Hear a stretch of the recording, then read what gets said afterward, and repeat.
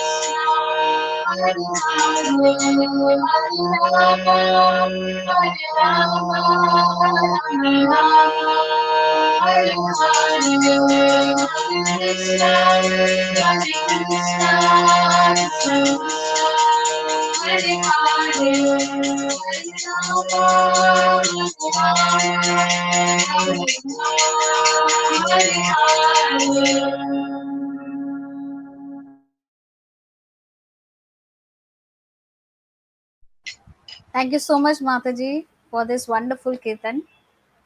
Haribol. Yes.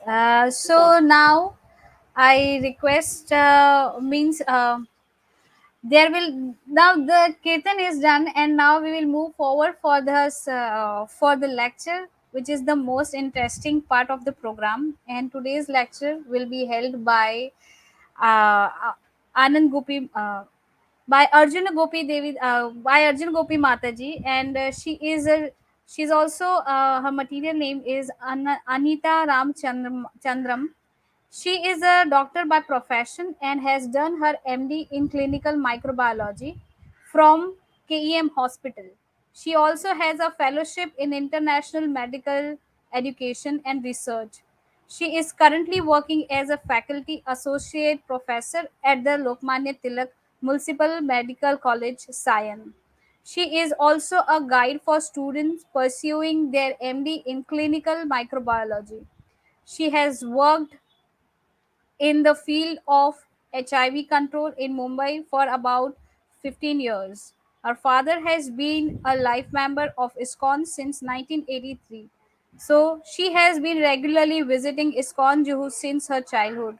However, she personally took shelter of the moment and the process of chanting in 1997. She, along with her husband, His Grace Ram Govind Prabhu, serve as counselor at the temple congregation. She has a great taste for connecting with the youth and inspiring them on the path of real progress. Now I request Arjun Gopi Mataji to take on the lead and start with the lecture, wonderful lecture. So please welcome Mataji. Hari Bol. Hare Thank Krishna you, Mataji. Ulla Mataji, and thank you very much to all this wonderful Ketan. Thank you, Jalila, for the introduction. Can we begin?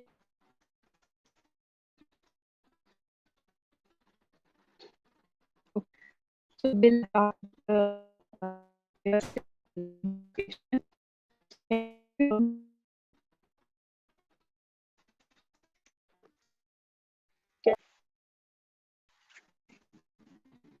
Am I audible?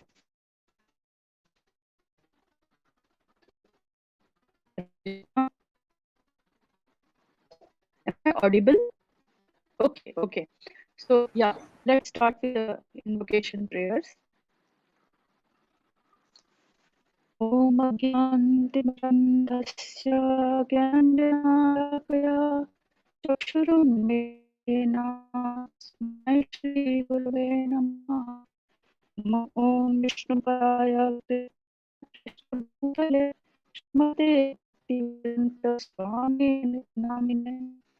नमस्ते सरस्वती देवे गौरवाणी प्रचारिणे निर्विशेषवादी पाश्चात्यदेशतारिणे कल्पतरुभ्यश्च कृपा सिन्धुभ्येव च पतितानां पावनेषु वैष्णवेषु नमो नमः।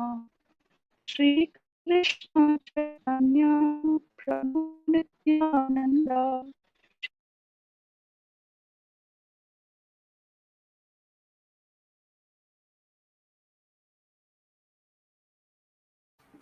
Haribol, I think so. There is some connection issue from Mataji's end. So we will wait for a few minutes for her to join. Welcome everyone. Yet one more program. The beginning of the year, January. So our topic for the day is booster shots. Nowadays everyone is speaking of booster shots. So let's see what booster shots are and how they are important for us.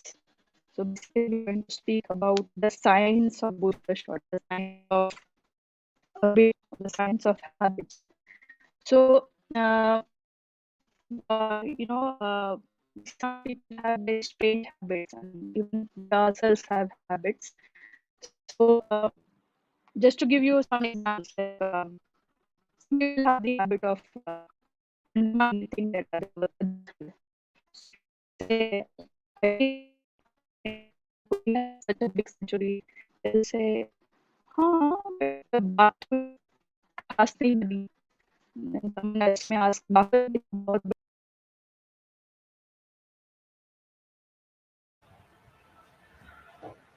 Yeah, there is some connection issue. Please pardon for that. Mataji will join us again. We are really sorry for this network issue. So, in the meanwhile, if anybody have any questions, just in the starting I'm asking, so that anything related to your spiritual life or anything related to Krishna, if anybody wants to ask, please go ahead and write anything in the comments. Still, meanwhile, Mataji is coming. Hello. Am I audible, Ujjwal Lila?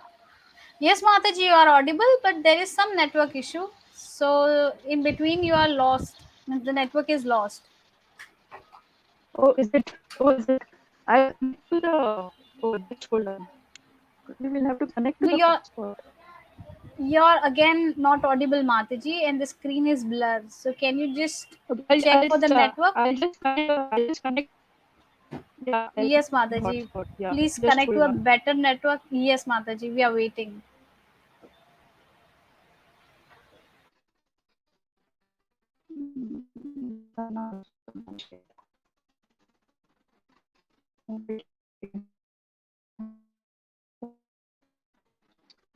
Hotspot.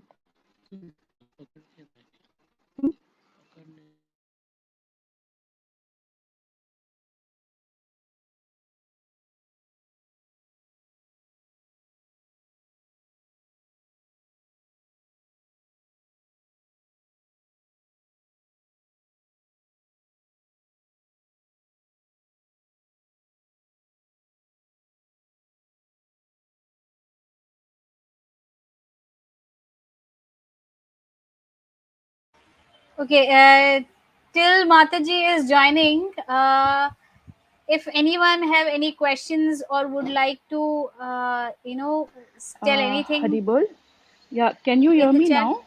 Yes, Mataji, we can hear. I can Is it hear you. clear? Is it Yes, clear? Okay. yes, it is much better, Mataji. Yes, this is much So better. do I start from the start or I continue Yes, from where I Mataji. stopped? Yes, yes, Okay. yes. Okay. You need Okay. to Thank start you. it Thank you. again because the topic was not clear. Okay. The prayers also, should I start again? The prayers? If possible, because Yeah. we couldn't hear that as well. Yeah. Yeah. Yes. Okay. Yeah. I'll do that. I'll Thank you, do that. Mataji. Yeah. Yeah. Thank you. Thank you. Thank you. We'll start with the invocation prayers.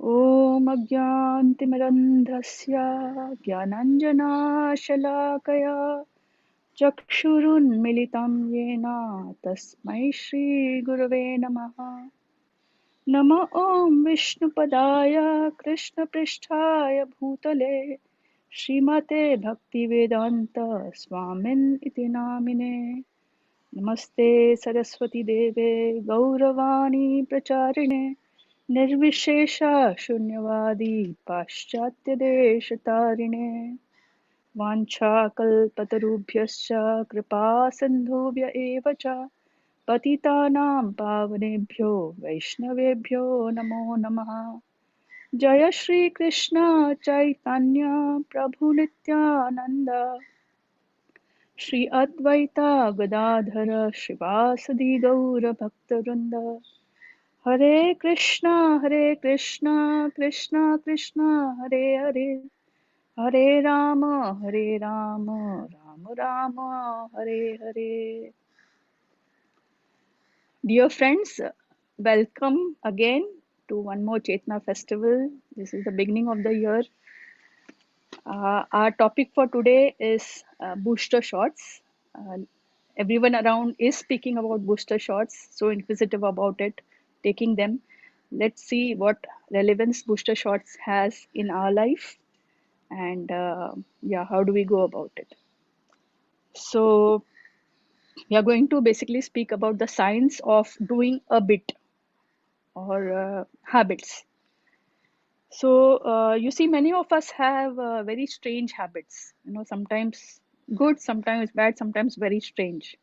Like just to give you examples, um, say some people have the habit of undermining everything what others do.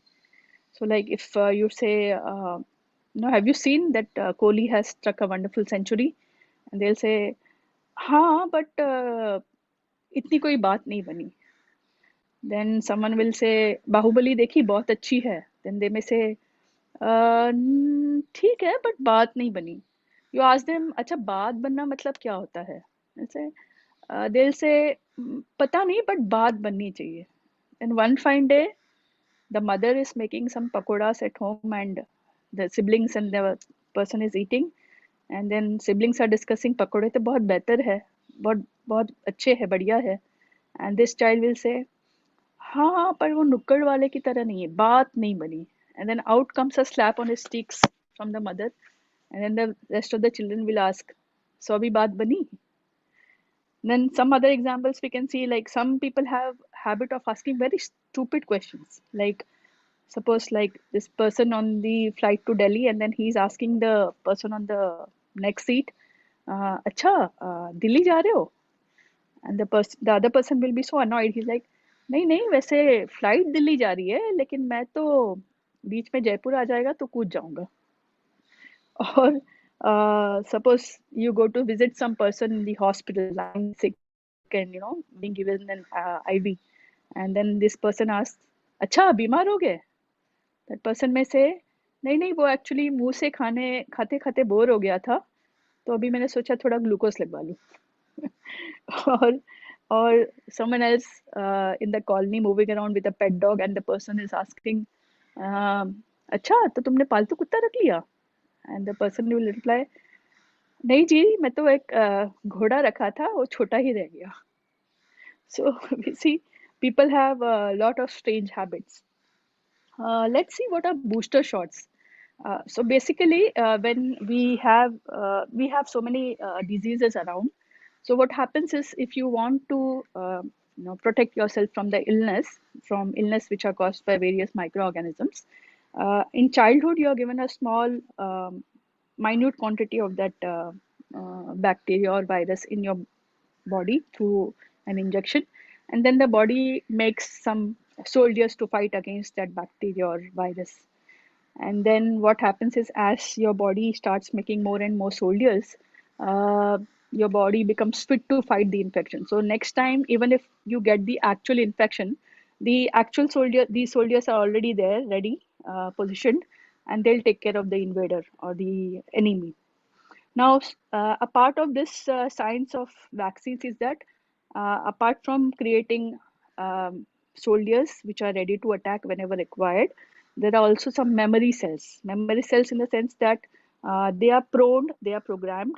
So when the next infection happens, we don't have to go through the same process of making the soldiers.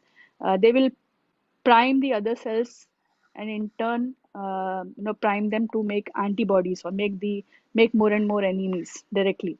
Okay, now what happens is, over the course of time, like you have seen even in respect to the COVID illness, first they said, okay, well, the vaccine has come out, you need to take a shot. And then they said, the next dose has to be taken after 3 months. Then they reduced it to 4 weeks. And then now they are saying that we need to take booster shots. So what happens is, the immune system of the body, it has made the memory cells, but sometimes these memory cells, they outlive, I mean, they are going into their uh, phase of decline, or they are about to die. And in that case, you have to re-inject the body with a new dose of minute amount of the foreign invader or the bacteria or the virus, so that your body is primed again to make more and more antibodies or fighter soldiers. Okay, so this is the concept of booster, that when your memory cells keep dying, or when there are no more memory cells, or when the body system has probably sometimes lost its immunity due to some other illness, then you need those soldiers to be made, but the memory cells are not there, or the body doesn't have uh, so many programs as a backup. So the body will need a re-entry of that invader, and your body is sort of now primed to make the antibodies more and more, like on our borders with the other countries. You see that we don't mount an attack with the enemy when they attack. Already our soldiers are positioned on various borders, so that if there's any notorious activity from the other side, they will mount an appropriate response. So that's about boosters. That's about how a vaccine works, and that's about how booster doses, they sort of re-solidify the concept of making antibodies, making soldiers ready, and we can fight the invaders very well. Similarly, most of us have habits from birth. Hmm? Our parents have given us very wonderful habits, and we live with them. We have cultivated them, and now they have become effortless part of our behavior.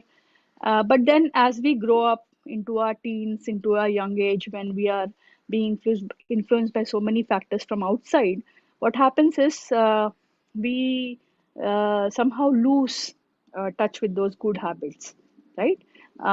Like example, we may be taught that we have to worship, give respect to our elders.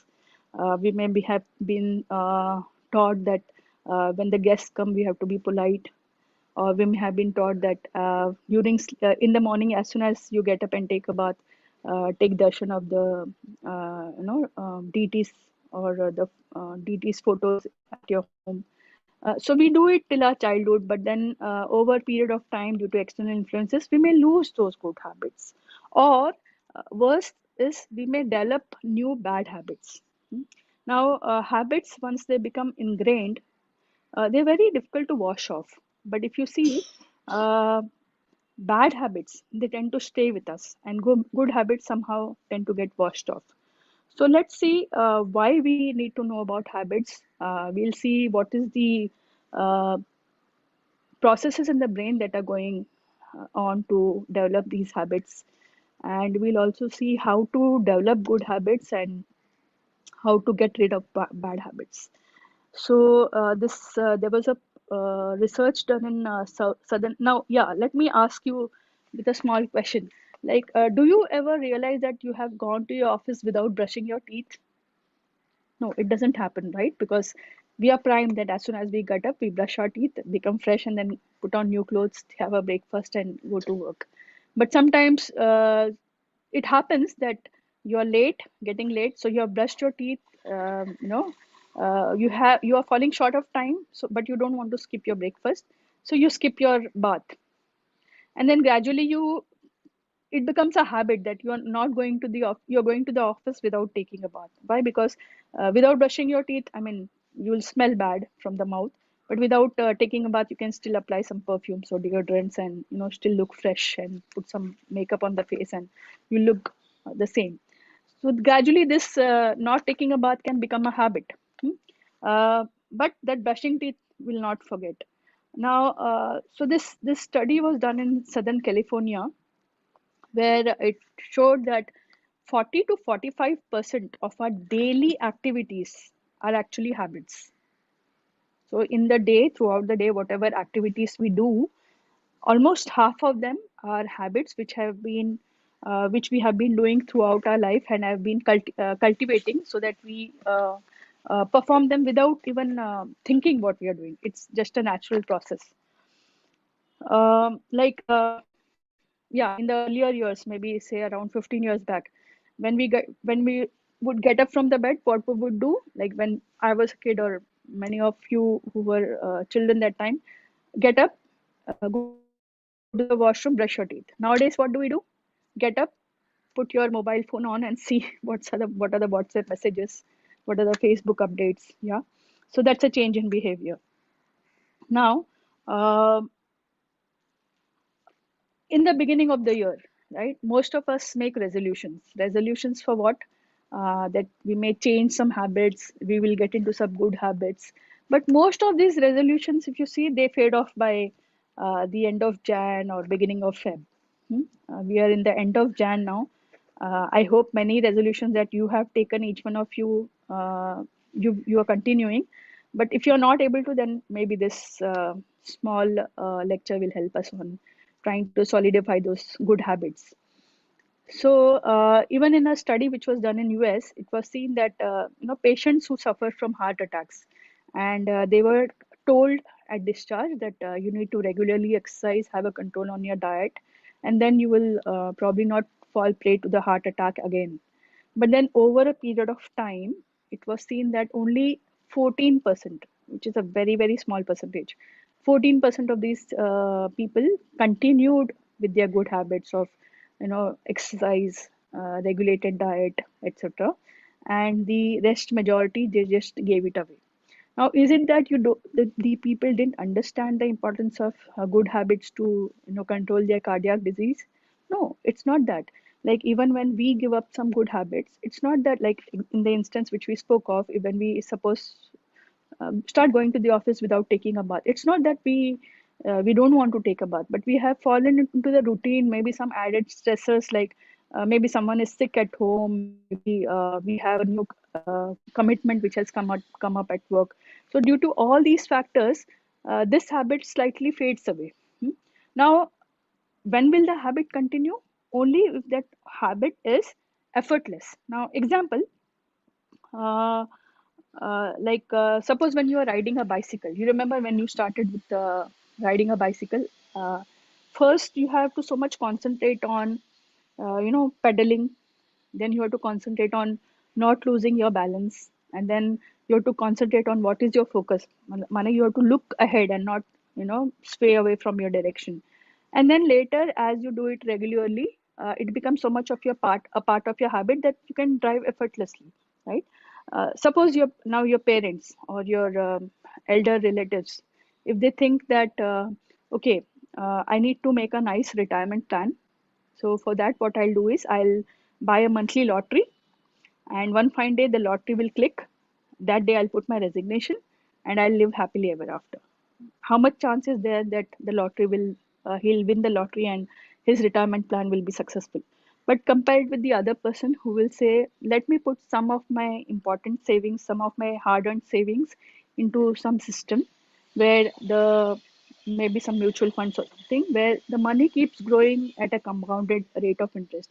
And then even with this person not working after retirement, he will continue to reap the benefits of the money saved and the compound interest on that, right? So that means he is not doing any efforts, but still the money is growing. Versus the other person who's putting some effort in taking the lottery ticket, but not doing anything substantially. So we have to make the process work. The habits have to become so effortless, so much a part of our nature, that we don't have to think a lot while performing them. It just automatically happens. And it's compared to like so so like when you have a new equipment, say your mobile phone or some Bluetooth speaker, right? You want to read the manual fully, right? So that you know each and every detail of how to use it, how to take care of it. Suppose you just go to the quick start guide. That will not help you, because it may start, but then when it breaks down, you won't know. You won't know the precautions you need to take to prevent it from going into a breakdown. So like that, if we have to be in the control of our lives, you have to engineer your habits so that you are able to reach where you plan to go. Like that retirement plan, you don't make a random shortcut method, but you take the proper planning. You do the proper planning so that you succeed and you are where you want to be. Now, let's see our daily routines in something a different way. Like we spoke about daily routines of getting up, brushing our teeth, taking a bath. Uh, these daily routines, they have some important functions. Like they will restrict our choices. That means after getting up, I know that I have only to go to the washroom. There's no other choice. It enables to me to do perform the action. Okay, so it restricts the choices, enables me to perform actions. Also, it gives stability to that part of my life. Those early that early half an hour of the morning, it gives me stability to that half an hour block of time, right? And it also helps me to change. We'll see how it helps us to change. So we don't have to look at habits as just monotonous or robotic acts. We need to rethink our routines. Like suppose I have planned some things to be done till the end of this day. Okay, I jot it down on a piece of paper, and then at the end of the day, I see that of 10 things, 8 have been done and 2 have not been done. So I push those 2 things for the next day. Okay, next day again, at the end of the day, I see the last 2 things, the day 2 things pending from the earlier day, as well as some 2 to 3 things of this day are still pending. Now, like that, if you go on accumulating, by the end of the week, you will have so many activities which have not been performed. right? Similarly, imagine you have planned your life to be moving in a certain direction. You have some goals and aims in life, and you have not completed that day by day tasks. Where will your life be, right? At the end of the day, it's easy to say it's just two activities which have been left behind, but at the end of a week, it will be a big chunk of activities. Similarly, imagine at the end of your life, you wanted to reach, say, if you just put it in terms of numbers, suppose you wanted to reach 100 kilometers away or 100 kilometers higher, you have reached just 60 or 70 kilometers, right? So we need to form habits which help us to reach where we are, where we want to be. Okay. Now, suppose, imagine, there's this great poet, right, who has a great poem, a masterpiece in his mind, but he has never executed it, and he just dies with it, right? Or a great revolutionary person who has revolutionary thoughts in his mind, but never put them to action, and the person has left. What use is that idea for, So there's also a concept where it says that whatever ideas one has in brain for the good of the society, for the good of self, we should try to put them into practice, so that at the end of the life we have something of value that you have done for the society, you have contributed to the society. Now, so habits shape who we are, and they also shape what we will become in the future. Hmm? Therefore, we need to cultivate good habits to make us reach where we want to go. Now, uh, so how we spend each day of our life is also how we spend each our entire life, actually. So each day, how we spend it, that will shape up how we spend our entire life. And it will also give meaning to our life. It will help us to achieve the purpose of our life. This great philosopher and scientist, Aristotle, he made a very wonderful statement. He said, "We are what we repeatedly do." Okay, we are what we repeatedly do. Excellence, then, he says, is not an action, but a habit. Okay, we are what we repeatedly do. Excellence then is not just an action, but a habit. That means what we do, we achieve. What we do repeatedly, we will excel at that. So, just reiterating, habit is an automated, repeated behavior which we do in a environment repeatedly, and which we are not even consciously aware of. It just goes on in the background of our brain without us actually putting effort into it. Now, when I joined this. I'm giving you a real life example from when I joined the hospital to work as uh, faculty at the medical college. I had decided that irrespective of whether someone wishes me or not, I will wish them. So I would wish most of the times. I would say hello to the good morning to the seniors, hello to my friends, and to my junior students or junior colleagues or the class 4 workers. I would say namaste, like that. But then many times it also depended on my mood. If I'm in a good mood, I'll wish them. If I'm not, then I will just sort of forget, or I will not wish them. Then, just doing this regularly has been ingrained as so much of a good habit that now, when I am walking into the campus, sometimes I'm, say, busy speaking to someone on the phone. Sometimes I'm busy thinking of something which I have read in the morning, or some incident which has happened, good incident which has happened, and then the person, I come across some person, and without realizing, either I sort of uh, show respect with my bowing of my head, or I just raise my hand. So it's become very unconscious. Become a automatic behavior for me. Just because I want to respect them, even if I'm busy or thinking, my I see that my hand is automatically raised, and then I realize, oh, yeah, I'm trying to give respect to that person without even without knowing it, and thinking about something else in my mind. Uh, Now, each habit, we have to look at it as a block of time.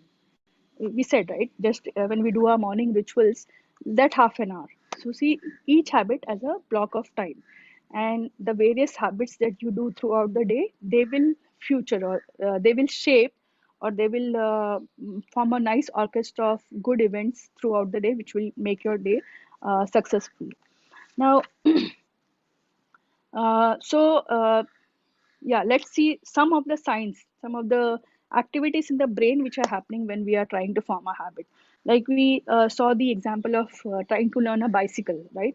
So initially, as I said, we find it very difficult. We have to coordinate the that we have to remember that we have to keep pedaling. We have to remember that we had not don't have to lose our balance. That we are going ahead and not haywire, right or left. We are just going straight.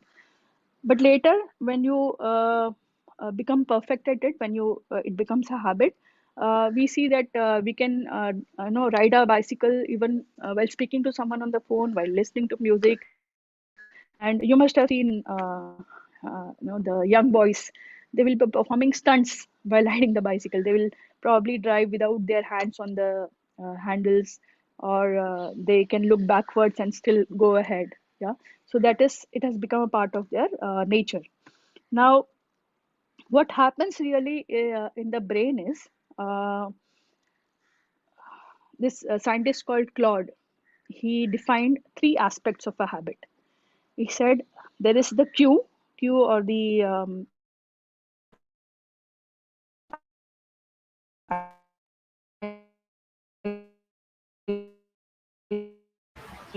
Mataji, your network is lost again. Yes, miss. Haribol. So, Mataji will connect again.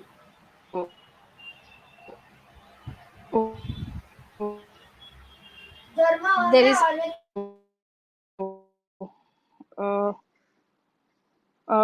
yeah, just hold on. yes, Is it, yes, can you Mataji. hear me now? Okay, thank you. Sorry, there Yes, was a Mataji. incoming call. Yeah, okay. All So right. yeah, so we were speaking about this loop, habit loop that Claude explained. He says there is a, for every habit there's a cue, there's a behavior that you do in response to that cue, and then there's a reward. So example, let's see this experiment which a scientist did.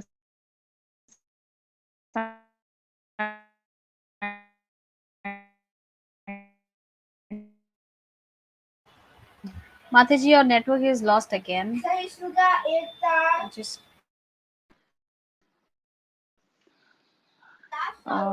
Is it good Haribol. now? Is it good now?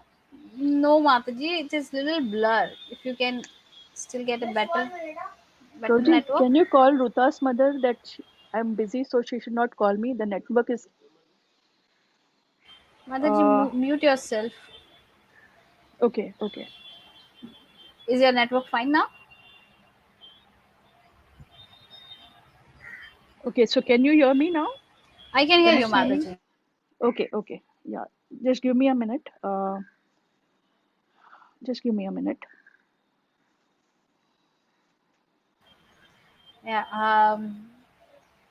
There is some network issue. Mataji will connect us in few minutes. She's just checking her network. Yes, miss. So in the meanwhile, I'll just check on for the questions. If anybody have any questions, please drop it in the comment, because till now Mataji has spoken a lot about habits and how she has connected the booster shot with the habits. So if there are any questions related to it, Hmm? please do drop any comments there. Write something. Cite any questions there. Till the time she's getting connected.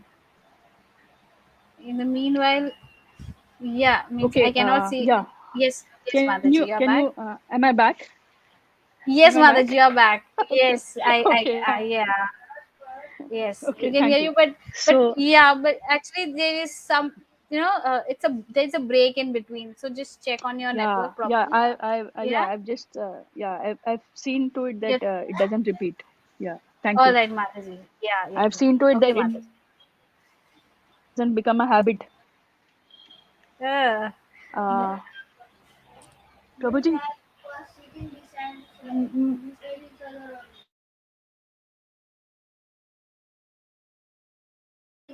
I cannot see any comments. So if anyone of you have any comments, please drop so that after the lecture, Mataji can answer those questions. And whatever Mataji said till now was about how booster shots is getting connected to our habit effortlessly. So every day when we are doing anything, that is actually a part of our habit until we are not consciously aware about it. So we need to understand that what I which habit is helping us to grow and which habit is not helping us. So here in this lecture, Mataji is helping us to understand that what type of habit we should have, and we should work on it. Yeah, so Mataji is here again, and she will again continue with it. Yes, Mataji, your network is Sorry, I fine think, now. yeah, I think my network went into a habit of disconnecting again and again. uh, I'm ensuring that it doesn't fall into that trap again. all Okay. right, all right, all right. Over So, to you, Mataji. so Please yeah, continue. thank you, All right. Ujjwalilam. Yes, Mataji. Okay, My pleasure. My so we pleasure. was speaking of this experiment which this scientist called Pavlov did. He put a rat into a iron cage, and then there were some buttons in the cage, right? And then this rat was not really bothered about the buttons until one fine day it realized that when it presses one of those buttons, there were 3 to 4 buttons, until it realized that when it presses one of the buttons, there's a piece of bread which is dropped into the cage. So this rat becomes very excited, happy to see that piece of bread. And then whenever it's hungry, it's like pressing that particular button, and it gets the bread, and its hunger is satisfied. Now, after some time, what the scientist did was he changed the button. He changed the wiring in such a way that whenever the rat pressed the button, it would get the bread, but it would also get the a small electric shock. So after this, whenever the rat pressed that button, definitely it got the bread piece, but it was getting that minor shock. But then, because it was getting the reward, it was not so much bothered. I mean, the electric shock was not bothering it, and it continued to do on like that. Now, so here, suppose hunger is the cue. Like we were explaining that the habit loop is a triad of three things. Okay, there's this cue, which forces you to act in a certain behavior, and then there's a reward at the end of it, and then this continues: cue, habit, reward, cue, habit, reward, cue, habit, reward, forms a loop. So in this case, suppose the hunger for the rat was the cue, the pressing of the button was a behavior, and the piece of bread dropping into the cage was the reward. Now, as we said, even if it was getting an electric current, it still continued with the habit of pressing the button because it was getting the reward anyway. Now, when we get into some habit, okay, that is, we associate a cue with a behavior, and then we get a reward. What happens is, after 2 weeks of that habit, okay, I'll give you some examples of this cue, behavior, and reward later. So what happens is, there are some minor small connections which are being formed in the brain. These are called as neuronal connections.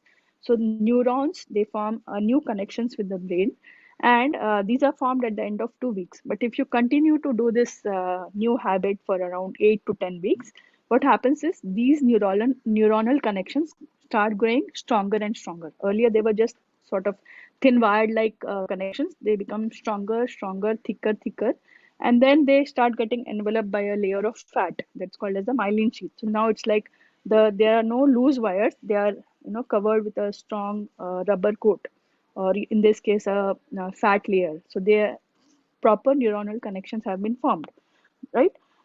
And also, as we continue to do that habit, what happens is, um, okay, here there's another scientific fact. You see, our brain weighs only 2% of our body. So suppose if someone is 60 kgs, the brain of that person will hardly weigh how much? 1.2 kgs? Yeah. Uh, 1.2, no, 12 kgs. Yeah. So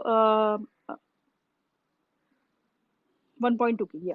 So suppose a person is 60 kgs, just 2% of his body weight, that is 1.2 kg, is the weight of his brain or her brain. Yeah. But If we eat, say, 3000 calories in a day, 20% of it is consumed by our brain. That means, of though we weigh only 2% of the body weight, 20% of that 3000 is consumed by our brain. That means the brain needs a lot of energy. That's why you see people, like parents tell us that before sleeping, don't think much, don't use your brain so much, otherwise it will be difficult to fall off to sleep. Even people, like teachers at the school are advising, or people at the office are advising, don't use your screen phones at the end of the day, because that will lead to your sleep patterns getting delayed, right? And in fact, uh, our parents must have taught us, when we were young, that before going to sleep, read something nice, or do some kirtan, so that those good vibrations stay with us in the brain, and the brain is relaxed, and we go off into a better sleep, so that we can get up fresh, more fresh. So, what happens is, as we go on performing these habits, uh, they become so much part of our behavior, that the brain now realizes that, okay, this is something very important to be done every day, and the energy that it spends on this activity becomes lesser and lesser. That means earlier, if it was consuming, say, X amount of energy, now because it has realized that it is important for the body, it will, and also because it has become an ingrained habit, the energy used by the brain will be X minus, say, A amount. It will be lesser than the actual energy needed. And uh, now, the problem with this is, the brain understands that it is important, okay, and it uses lesser amount of energy, so that the important energy which was used for this activity can be diverted for something more important, or more something new to be learned. So it's in one way very good. But what the problem with this is, the brain knows it's important, but the brain doesn't understand whether it is good, bad, or neutral. So, say if you have a habit of exercising every day, that's good, the brain will follow it. Say you have another habit of eating junk food as a snack every evening or every morning, the brain will adapt that also, right? And it will not give you any signal with the least amount of energy consumption. It will encourage you to go for that habit. So the brain cannot distinguish what is good, what is bad, or neutral. It will just help you to. It will just understand that it is important because it is being done daily, and that's why I should do it. Also, with this reward that you get, that means the thing which you do, um, there's a special neuronal hormone called neurotransmitter called as dopamine that is released. Now, dopamine, when it is released, it gives you that high, or it makes you feel very happy. Okay. Now, sometimes, so let's take an example. Suppose you are hungry, that's the cue, right?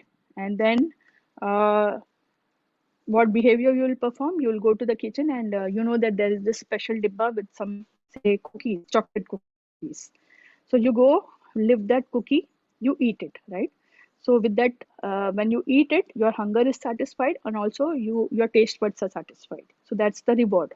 You know that whenever there is a hunger signal, you have to go to the kitchen, pick up that cookie, and eat. So when you do this regularly, when you have eaten that cookie, apart from the satisfaction of hunger, you also get that dopamine released. Okay. Or take for another example, another activity. Like, remember when in childhood, our parents used to take us to movie theaters, right?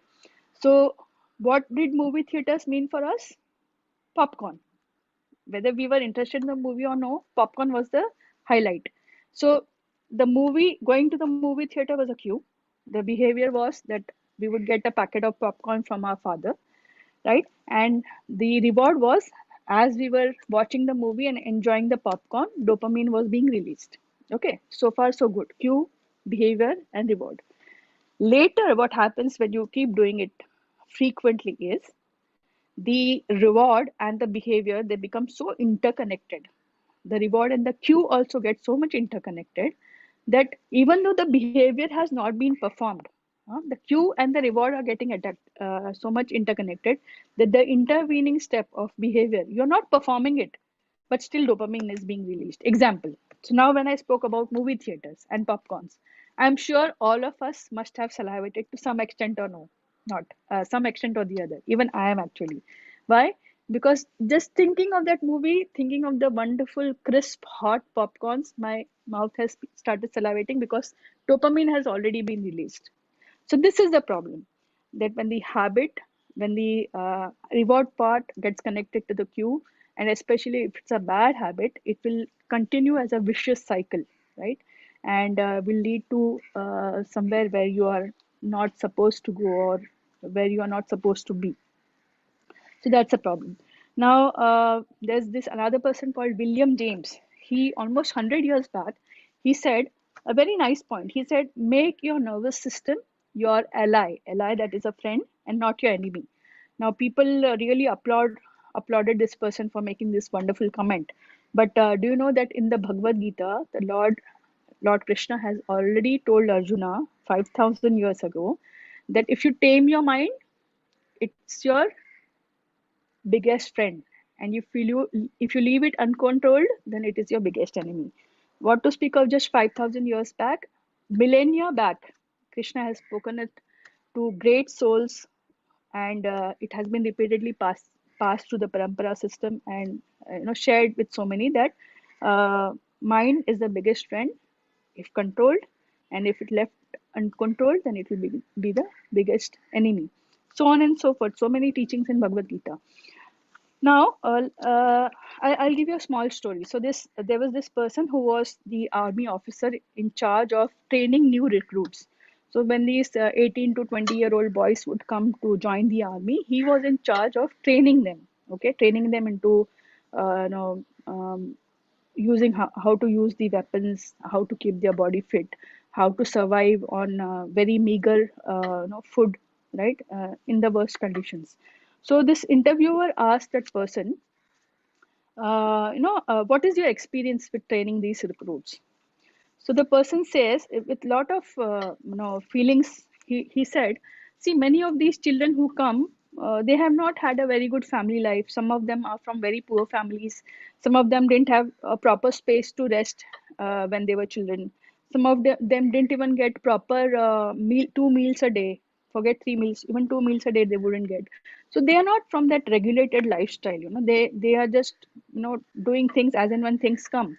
And now to train them in a way that they have to be disciplined, every morning get up at this time, keep your things only here, go to this place to take your lunch or dinner, come back at this place, and this is your place for sleeping. So it's a very rigorous, disciplined life. So then this interviewer asked that person, then how do you tackle this challenge? How do you train such unregulated people or unhabitual people to come to such level of discipline? And this army officer with very moist eyes, he said, I have to do that because I have just a few weeks left to train them to keep themselves protected. So what he was saying is, if I don't train them in these few weeks that I have with them, 4, 6, 8 weeks I have with them, and then if I don't train them well, when they are deployed at the border or deployed at where they are supposed to be in action, imagine if they have not been trained well, they might lose their life. So, irrespective of what their past was, I have to use those 6 to 8 weeks to the best so that I train them to keep themselves safe.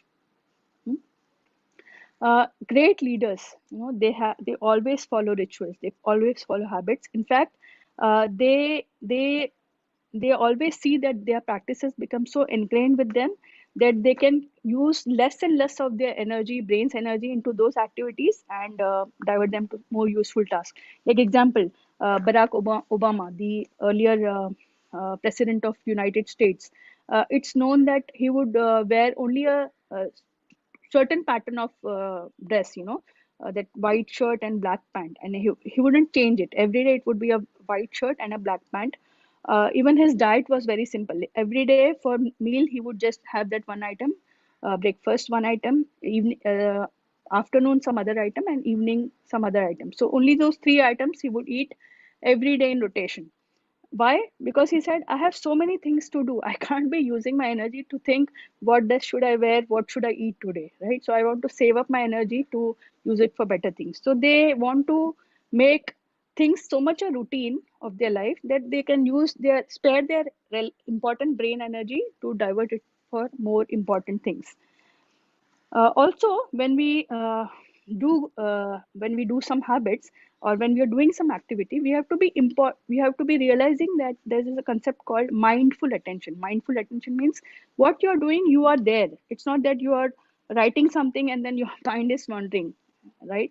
You have to be in the moment, do what you're supposed to do. So that's called as mindful attention or mindfulness. So suppose in the day, you want to see how you can get some time for a new habit. So you need to write down whatever you are doing in the day with the time slots, so that then you can understand that, oh, here I am losing some time for some unnecessary things. Here I am using it well, I can add on more time to that activity. Like that, if you write it for a week, you'll understand the patterns, and then you can bring some more time to new habits which you need to cultivate. Now, it's also said that, when you want to let's see about cultivating habits. Yeah, we have spoken about how the brain reacts, how habits are formed, how there's a habit loop that is formed. Let's see how we actually try to make good habits. So it said that you have to forget big changes, you have to start tiny. Okay. uh, Take small steps. Okay, take small steps, because by that, at least it's ensured that you will keep moving rather than planning big things and then failing. Okay, I'll give you some examples. Suppose if you decide that I have to read a new book, or gain some knowledge, or read this subject and try to master it. Okay, so you begin with saying, every evening or every morning I'll read 5 minutes per day from that textbook or from that subject. Okay, gradually you will increase it to 10 minutes, 15 minutes, and then it will no longer be a burden something. You will do it enjoyingly. Okay. Or suppose if we say every day you have to meditate. By the way, many of the self-help gurus, they are advising people that when you want to do self-improvement, it is not just your skills or your behavior that you work on. What is also important, that you connect yourself spiritually to the Supreme Lord. Okay, that's a part of many self-help coaches and many personal coaches, right? So suppose you have to, we say like at the end of the program, maybe you will be hearing the kirtan again, and suppose you take this advice of chanting every day or meditating every day. So we can say, let just begin small, maybe 3 to 6 minutes every day, and then you can gradually increase it to 10 to 12 minutes, and then it goes on to the normal practice, where it becomes habitual, or where it becomes a part of your nature to do that worship or meditation regularly. Uh, so any habit to be formed, generally it takes 66 days. Now, this 66 days, again, it sounds too big, right? It is almost more than 2 months. So what we do is, we split it into three phases. Okay. The three phases, each is around 21 to 22 days. So first phase is where you're doing that thing, but you don't like it actually. Okay, first 21 days is, I don't like it, but I'll still do it because I want it to become a habit. Okay, the next 21 to 22 days are, well, I can tolerate it. I mean, you are out of that I don't like it phase. You say, okay, I can tolerate it. And the last 22 days are such that you start missing it. If you don't do it on a particular day, you'll think, oh, I'm missing that habit. Okay, so similarly, if you start praying, okay, as I said, 3 to 6 minutes or 3 to 5 minutes in a day, at first you will say, oh, it's very difficult for me, but you continue to do. Why? Because you have to, you know that it is good, and you need to form a habit out of it. Now again, 22 days may seem long, a very long time, so you can say just 3 weeks, just 21 days, 3 weeks, and you will be out of it. And once you do that, the next phase is where you say, okay, I don't really like it, but I don't really hate it also, so I'll uh, continue doing it. And then once it comes to that phase, then you will say, oh, if I don't do it on a certain day, I'm missing it. So that's how you create a habit in small steps. Because when you walk small steps, you know that you will continue walking, and you will not leave the map or leave the road. You are sure that you will continue. Now let's take another example. Suppose someone makes a resolution that they have to lose weight. Okay, what they will say, okay, I'll do some exercises. So what we can do is, suppose I decide that I will do Surya Namaskar every day. Okay, but someone has advised me 30 Surya Namaskars every day. That is huge. I mean, it's a huge workload for me. So what I'll say is, okay, I'll do 5 Surya Namaskars per day, and I'll do it before I have put anything into my mouth. So in the morning when I get up, okay, if I'm about to sit for my breakfast, I'll do say two Surya Namaskars. Then before lunch, when I'm just about to have it, I'll do two Surya Namaskars. And in the evening, if I am having some snack, again two Surya Namaskars. And at the end of the day, dinner, two Surya Namaskars. So just doing two Surya Namaskars before each meal, I'm covering 8 Surya Namaskars per day. Now, can you imagine the power of it? After some time, from 2 you go to 4, that makes it 16 per day. You go to say 6, that makes it 6 into 4 24 per day. And if you go on increasing, maybe 30 40 is not a difficult task at all, right? And then you so much start liking it. It's you see so much the positive impact of it on your health that you want to do it continuously. So that's why it said, forget the big change, start small, start tiny. And every time you do it, you have to reward yourself. Like suppose before having breakfast, I have done my 2 Surya Namaskars. So I'll sort of congratulate myself. Well done. You are amazing. You can do it. Now this self encouragement, we don't need anyone from outside to encourage us. This self encouragement is such a boosting factor that you want to do it the next time also. Just as the lunch hour is arriving, you will be reminded, oh, the 2 Surya Namaskars. Like that, you go on, and the positive effects of it are seen, are felt, and it becomes soon your habit. Okay. Now, yeah, another thing is, uh, as I said, don't look at the final goal. Don't look uh, it at it as weight loss as the final goal. Just realize that 2 Surya Namaskars is enough for me. 2 Surya Namaskars before every meal. And what happens gradually is these tiny habits, they start taking roots, right? Just like a seed, the seed, what does it need to become a full grown tree? A proper seed which is placed in a proper medium, a proper soil, okay, where there's nutrients, fertilizers, and then without you coaxing it every day. You don't have to go and say, oh, beta, just grow up. I want to see your tiny leaves. No, you just leave it and it grows. So, similarly, tiny habits, when you place them at the right time, right moment, yeah, they soon grow into a wonderful tree of good habits. Now, here again, one more thing what we can do is, as I said, the main important thing is tiny activities. So, and you associate it with an activity which you're already doing. Meals I'm having, just attach doing Surya Namaskars before the meal, right? So these become effortless, and it's more likely that we follow them regularly, and soon they become good habits. Also, uh, at the end of it, we don't even need motivation. It acts as an automatic cycle. You don't have even to push yourself. Oh, Surya Namaskars. No, your body is self signaling you, it is something good, please do it. And the brain is not even taking so much energy for it. It is automatically tuned to do the exercises.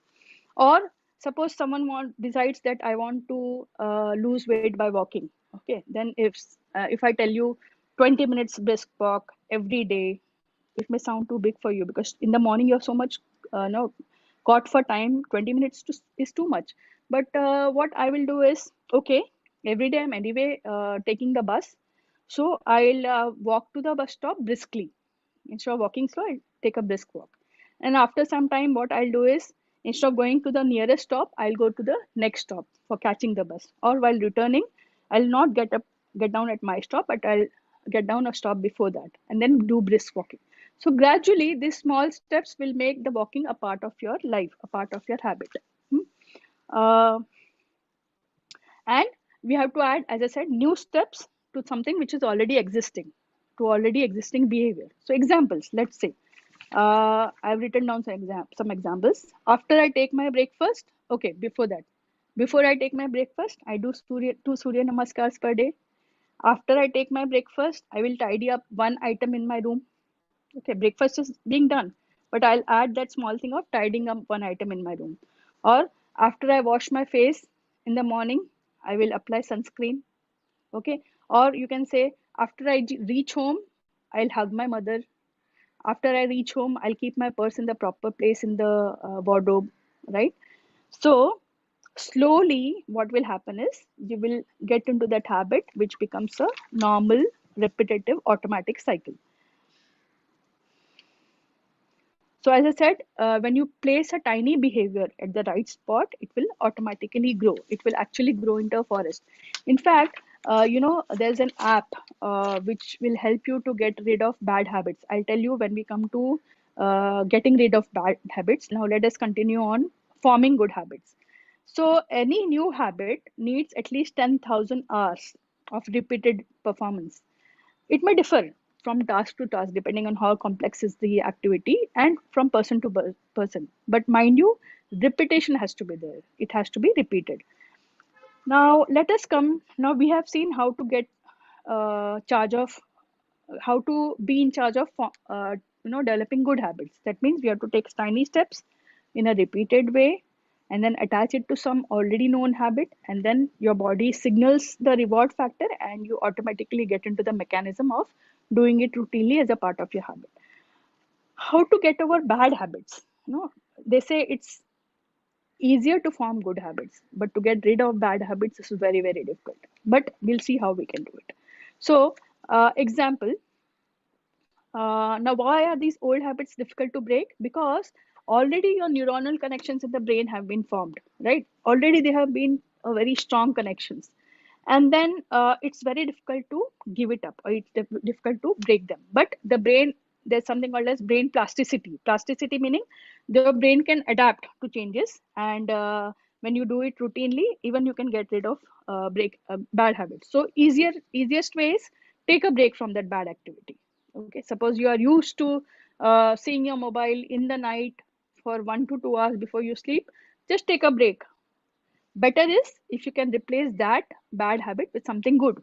Okay, why do we need to do this? Because over time, over a period of time, these habits may go from survival tactics to survival habits to habits which will push us towards destruction. Hmm? Example, suppose if you are hungry, like we took the example of the biscuit in the night or cookie in the night. You are hungry, you went to the kitchen, took a piece of cookie, and you were satisfied of hunger, and the dopamine rush was there. Now, over time, your brain will start saying, well, why to eat cookie only when you are hungry? You can also eat a cookie when you feel sad. And then that new loop forms. Whenever you are sad, you go to the kitchen, pick up a sweet cookie, you eat. Dopamine rush is there. So what happens is now you are getting into the habit of eating without the right signal. Your emotional signal becomes the cue for eating something sweet, and then gradually you may overeat and obesity and so many other problems. So cookie is a small example. Gradually you will push it to bigger things. You think that you should reward yourself whenever you are down with a pizza, which is not very good. Eating it regularly. Okay, also, some boys, when they start smoking, even girls for that matter, just to look cool, in the society, because others are smoking, even I need to look cool. You just puff a cigarette. And then this same habit, which was helping you to look cool, emotional signal, and then it will push you down to bad health, lung cancer, and so many problems, mouth cancer, right? So, this emotional signal, okay, which becomes the cue, and many times it leads us to bad habits and towards a very disastrous outcome. Now, so we have to be in charge of our willpower, right? And what if we, instead of fighting our brain, we say, oh, no, no, no, I don't want to do this. We take the benefit of the reward cycle, okay? So we start thinking, what if I don't do this bad habit? Okay, then we start to analyze. We say, oh, wow, if I don't do this, it will give me more time. It will help me from overeating, keep me from overeating. It will help to keep me more focused on my work, and I start to improve my strengths at work. Then, when you look at the positive sides, again, the brain starts rewarding you with the positive reinforcement, and it becomes easier to give up the bad habit. So I was speaking of this app. okay, which is very good to for all of us who are used to using the screen at the night time. So that's called as the Forest app. So what you do is you time your phone. Sorry, you put your of course install the app, and then you put your phone on a airplane mode. So there is no notifications, nothing, right? You are not using the phone. And so suppose you have not checked your phone for half an hour. In the app, there'll be a seed which is planted, a tiny seed. It will show that a seed is planted. You don't use your phone for another 2 hours, seed grows. A few more hours, and the seed is a full grown tree. Okay. And by the end of the day, because you have not used your phone continuously for 4 hours, 8 hours, 10 hours, you have more and more trees growing up. What does this show? That you can use your phone only at specified intervals, and that app is rewarding you by showing the number of trees, number of seeds which have been planted and grown up to full trees. So this is just an app which will help you. So imagine the same thing being done with our brain. When you capture over bad habits, each bad habit, when you are removing it from your life, it's like a small good seed which is growing into a big tree. Okay. So we can prevent ourselves from seeing that screen again. Now, if you really have to have a good habit, or if you want to go away from bad habits, what's the best thing? You train yourselves before you encounter that habit. Like example, on the war field, yeah, or on the borders. It's not that the army has to cross your border, mount their weapons and then start firing, and then you start defending yourselves. No, you have to be alert so that the army doesn't enter your border, doesn't come near your border. Similarly, you have to be in charge with good habits so that you don't allow these bad habits to percolate into your life, into your daily routine. Hmm? Now, habit, once I'll just end up with this important message. Habit, when you do it regularly, when things become a part of habit, it said, how do you spell habit? HABIT, right?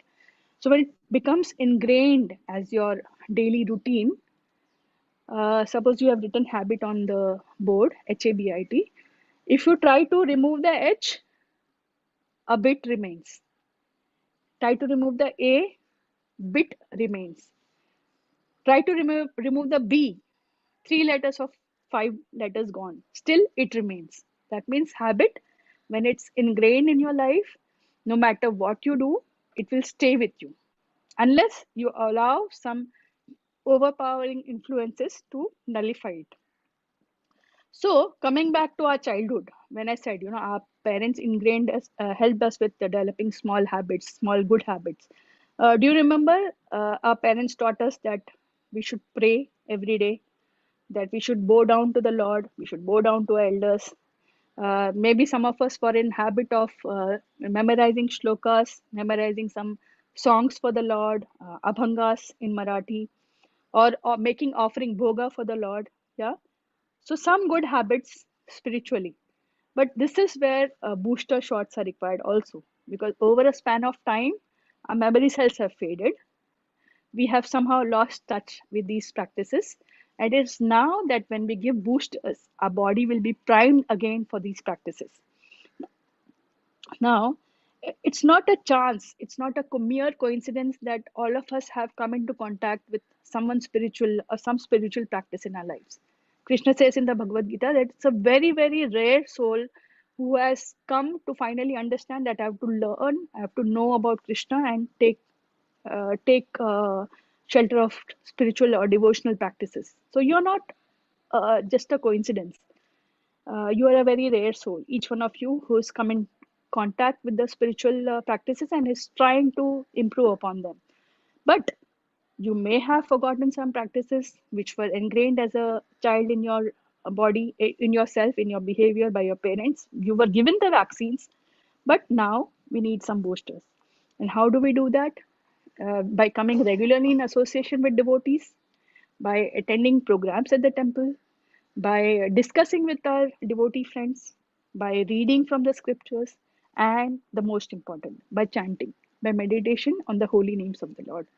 Once we do these are like intervals of boosters. Like example, when the temple reopens, all of us can come to the Sunday program every week, and every week will be a booster. It will be a like a recharge. When our phones go out of charge, the cell phones, we charge it every day, right? Similarly, when we come to the temple on every Sunday, we will be so much infused with charge, so much given a booster dose, that we use it throughout the week. And at the end of the week, when you're feeling weak, low, again you come to the temple to recharge yourself, to boost yourself, to get the booster shot, which is required so that you continue to remain in spiritual practice. So let's take one resolution in this, although January is about to end. Let's take one resolution that, knowing that it's not just a mere coincidence that we have come into contact with devotees or devotee principles.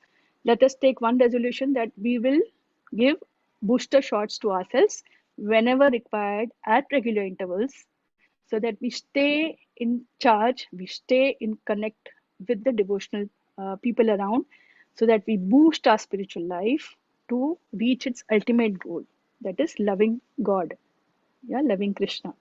Soon, I think there'll be an announcement that we have a very wonderful program coming up in the evening, just about an hour later. The most beautiful festival. I request all of you to please join for that program also. Yeah. Thank you so much for your patient hearing, and thank you very much. I also take the pledge to be taking booster shots every now and then. Thank you.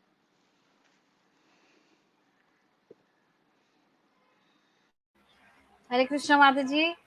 Thank you for this wonderful class, and it was really means, if I say that what I learned from it is was a wonderful thing actually. So Thank you.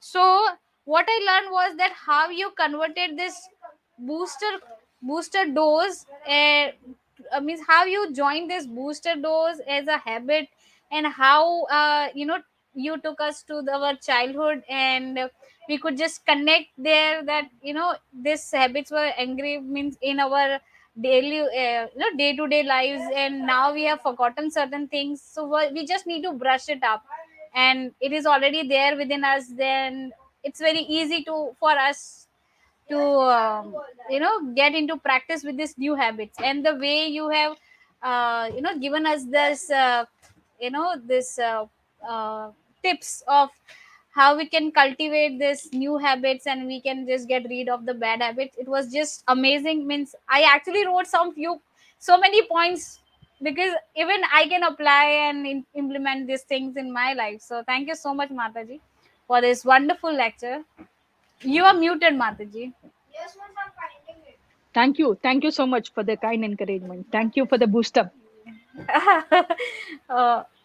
So I would request the audience, if you have any questions, so that Mataji can answer them.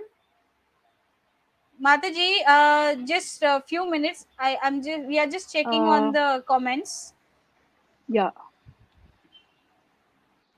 Yeah, there is one comment. I will just read it. Which is that one habit that has helped you immensely on your life, apart from spirituality, of course.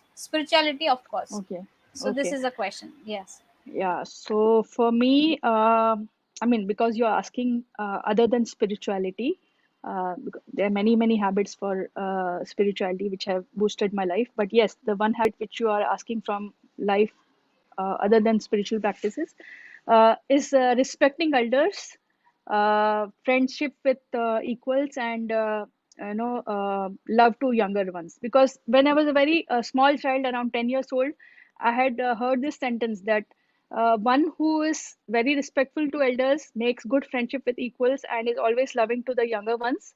They will always be viewed as a wonderful personality in the world.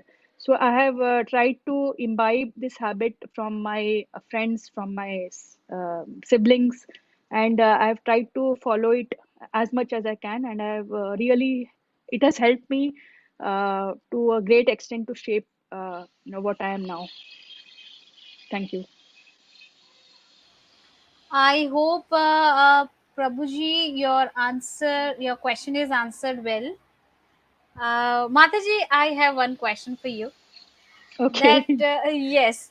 So as you explained that to come out of the bad habit, we need to have certain practice. So was there any moment in your life that you were stuck at a bad habit, and how difficult it was for you to come out of it, and how did you practice it, and how strongly you came over it? Means you actually did that, and you were Okay. out of that bad habit, and Okay. you rewarded yourself for that. Okay.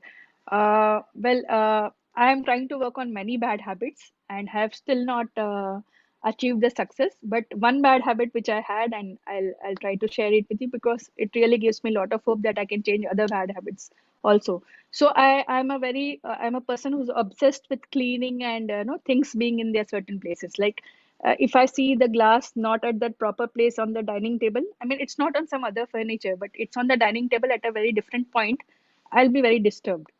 If I come home and see that the clothes are not where they are supposed to be, or even in the cupboard, like, they are not neatly folded and the towels are not at that place, or they are folded somewhere else, somehow else, I'll be very disturbed. But then I understood that it is taking so much of my time and energy. When you come, like even as a child, you won't believe that I would come home from my, not as a child, as a youngster, when I was in a medical college. I would travel from 7 in the morning to 6 or 6:30 in the evening. That's how our schedules were at the medical college. And when I came back home, the first thing was not to just take some refreshment and rest and then, study. The first thing was, there are so many things scattered in the bedroom, just put them at the place. And then I would tell my siblings, what is this nonsense? I mean, why can't you keep things at the proper place? And then my siblings all were younger, and they would laugh at me. They would say, you are bothered by it, so you clear up the mess. We are not bothered by it, so why should we clear? And then I realized it's taking so much of my time and energy. And as I grew up and I started to analyze and understand, now it's like, okay, they are like, suppose if I have to clear up the mess, I will keep things at a particular corner of the house and maybe even cover it so that I don't see it, but it will not bother me. Okay, it's not messy, the house is not messy, but all the things are piled at one place and I have covered it with the cloth, so it's not bothering me. Otherwise, it was so bad that even if I come back from work and I have to chant my rounds, some of which are pending, but then if unless I clear the home spick and span, I will not take to my beats. But now, of course, gradually I have overcome, and then just keeping the things aside in a minute or two, and then I can chant my rounds. And later, when I have time, not at the end of the day, at the end of the week, I will remove it and sort it out. Very small example, but I feel happy that I have conquered over this habit, bad habit. But yeah, but this is actually a good habit to keep things clean and neat and organized. So this is a good habit. But yes, maybe because it is taking more of your energy, so you thought that you Yeah, need to come over it. Yeah. yeah, So it's a good this was habit, but if you expect it from others, it's not that good. You can expect it from yes. yourself, but Yeah, not from yeah, yeah. others. Yes. So and I'm grateful that you shared these things with us. So we'll also Thank you. learn. Means I personally will learn a lot from today's lecture, definitely. So Mataji, I am not finding any more questions over here. So Yeah, we'll have, yes, yeah, yeah, we should have the most important booster section, that is the Kirtan, yes, sure, yes, Mataji, the definitely. most, the So, strongest. yeah, and again, I would thank you for this wonderful lecture. It has enlightened me a lot personally, I would say. So thank you so much, Thank you. Mataji, for this Thank you, wonderful everyone. class. Thank you, and yes, Hare thank you, Krishna. Mataji. Hari Thank you. Krishna, Danvat Pranam. Then, So now after getting to know such good inputs from Mataji, now we'll have wonderful Kirtan for 10 minutes again. So I request Surbi Mataji to take over the lead for Kirtan again. So Surbi Mataji has joined us. Just 2 minutes, I guess her video is getting on. Yeah. Still, if any one of you have any questions, please comment it. I think so. There is some network issue from Surbi Mataji's end. She will be joining us Hare shortly. Krishna. Hare Krishna. Hare Bol Mataji. Am I audible? Yes, Mataji, you are audible, but your video Okay. is not seen. Yes, Is there yes, any fine. issue with that?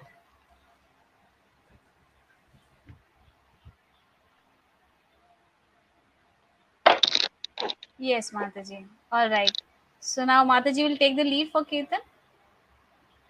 All right, Mataji? Yes. Hare Yes. Krishna. All right. Hare Krishna.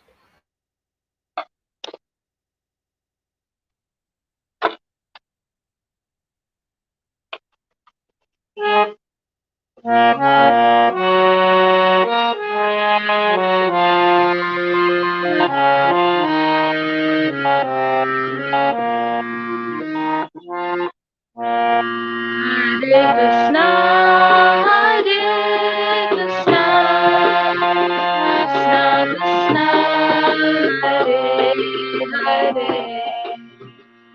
Hare Rama, Hare Rama, Rama Rama, Hare Hare, Hare Krishna,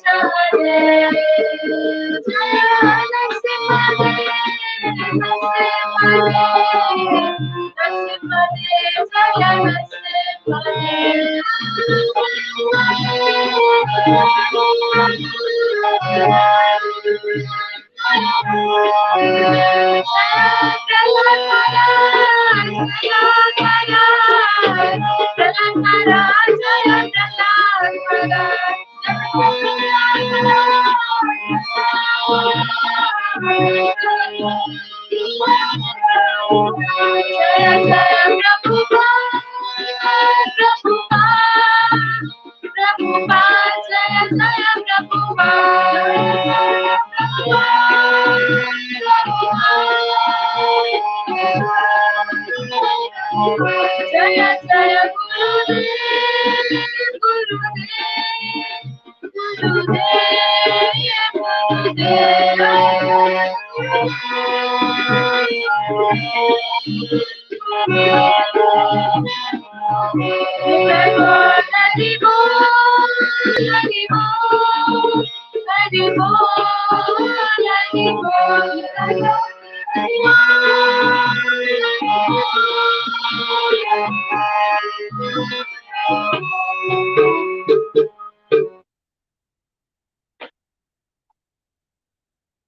Hi, Bun. Hare Krishna Mataji, both of you. Thank you so much for this energizing kirtan. And yeah, it was actually wonderful to hear you both. Thank you so much. And yes. So we got one more comment that there one devotee is asking that which is the app on bad habit. The app name is Forest app, and if you still are confused with it, then you can listen to the lecture again, and you can see to it what Mataji has spoken about it.